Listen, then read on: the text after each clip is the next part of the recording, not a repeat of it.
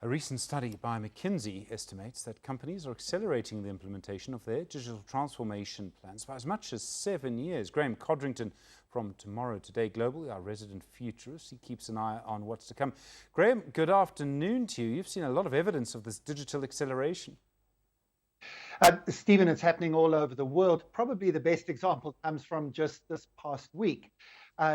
Disney Plus, which is Disney's online streaming platform, so it competes with Netflix and others.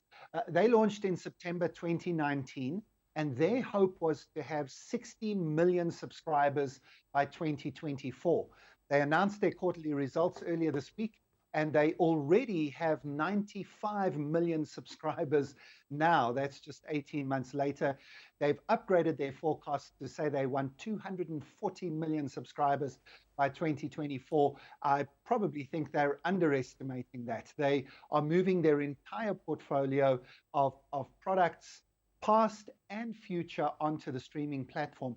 And of course, that then puts pressure on the likes of a Ster-Kinekor or a New Metro, who are not going to get preferential releases. So there's just one example of one industry that's seen COVID accelerating some of their digital rollout plans. I mean, it really is immense how quickly this is happening. The problem, of course, is can the backbone, and I'm talking about the fiber links, the cell phone data. We all know how expensive data is here, the problems we've had with policy and all of that. I mean, the risk, of course, is that we get left behind again.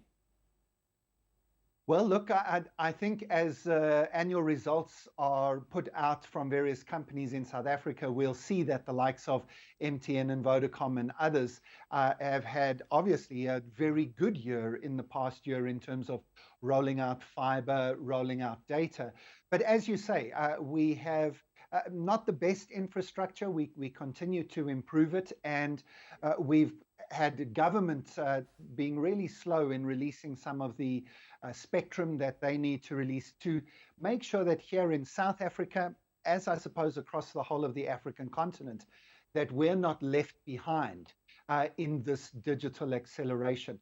We can't wait for our COVID crisis to be over before we have a look at how quickly the future is coming towards us. So what should companies be doing then? I mean, everyone says digital first, but not every company is dishing out laptops. I think certainly in South Africa, we have to be looking at the realities of the situation that we find ourselves in. Data is expensive. Not everybody's got access to it, and not everybody's got a smartphone. But you can still have a look at a digital implementation plan.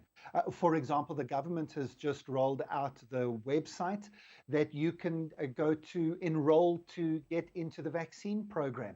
They did that in a number of weeks, and it seems to be working reasonably well. It's not the flashiest website. It's not the most technologically advanced, but it does the job because they were thinking digital first. And I think from a government perspective, issues like SASSA grants and that moving into the digital space is an obvious, easy next step.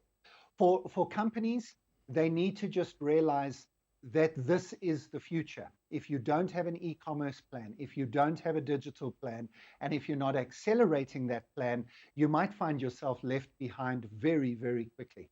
Graeme Codrington from Tomorrow Global, thanks very much indeed. Well, still to come, we'll have a look at some of the biggest news stories on the sports field. Stay with us.